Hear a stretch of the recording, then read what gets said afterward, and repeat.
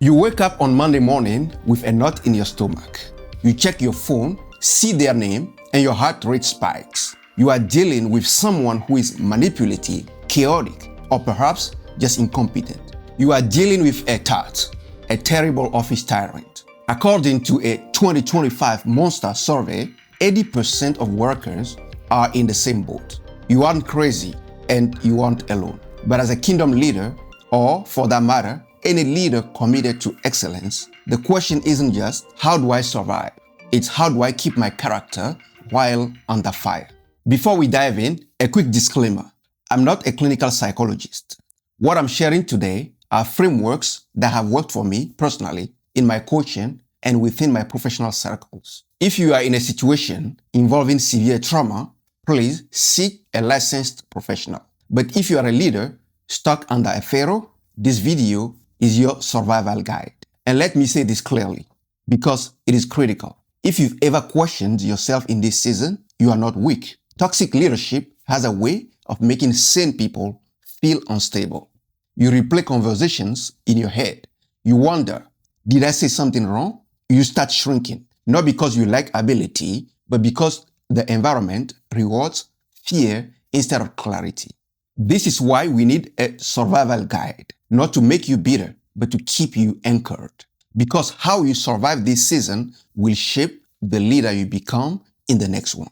Now, dealing with a toxic boss is a multi-layered challenge that no single video can fully exhaust. That is why we are breaking this down into a 3-part tactical series. We are going to cover everything from the internal mindset to the actional script you need to survive, strategize, and if necessary, exit with excellence. Let's dive in. Part 1. Keeping your soul when your boss is a tart. In the Inside Out leadership framework, we focus on the deliver phase, when we lead. But usually before you lead, life tests how you follow. Look at Abraham Lincoln.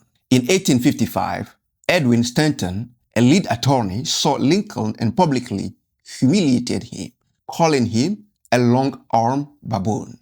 Lincoln didn't walk away. He sat in the back of the courtroom and studied Stanton's brilliance. He realized the toxicity was Stanton's problem, but the talent was something he could learn from. Years later, Lincoln hired Stanton as Secretary of War. Lincoln mastered his ego and honored the talent, not the insult. That moment in the courtroom wasn't just humiliation. It was a fork in the road. Lincoln could have allowed offense to close his spirit, or he could allow observation to sharpen it. Most people miss this. Lincoln didn't excuse Stanton's behavior, but he also didn't let it define his future. This is the discipline of emotionally intelligent leadership, separating what is broken from what is useful. And that skill alone will save you years of unnecessary conflict. Now, let me give you 2 practical things or tactics to keeping your soul when dealing with a tart, a terrible office tyrant. Number 1, honor the position, not the person. There is a timeless principle in the story of David and Saul.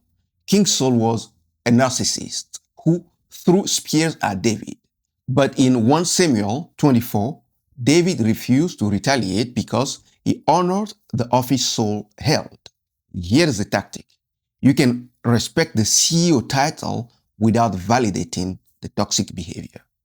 Romans 12:18 teaches, if it is possible, as far as it depends on you, live at peace with everyone. Doing your job with excellence, even when they don't deserve it, isn't weakness. It is a demonstration of ultimate self-control. If you are in a season of spear dodging right now, I want to invite you to join this community. We are building a standard of leadership that values character over chaos. If you are finding value in this message so far, subscribe and share it with a colleague who needs to know they are not alone. Let us lead together. Now, point number 2, the gray rock method. In leadership circles, we use the gray rock method. You become as uninteresting as gray rock. When they provoke you, you respond with neutral fact. We learn this principle from Proverbs 15:1. A gentle answer turns away wrath. By removing the emotional fuel, you stop being their supply for drama. You aren't a doormat. You are just secure. To conclude, your boss can control your schedule, but they cannot control your spirit. Next week, I'm taking you inside my coaching sessions to show you how to manage up using the CALM, C-A-L-M framework. I will see you there. God bless.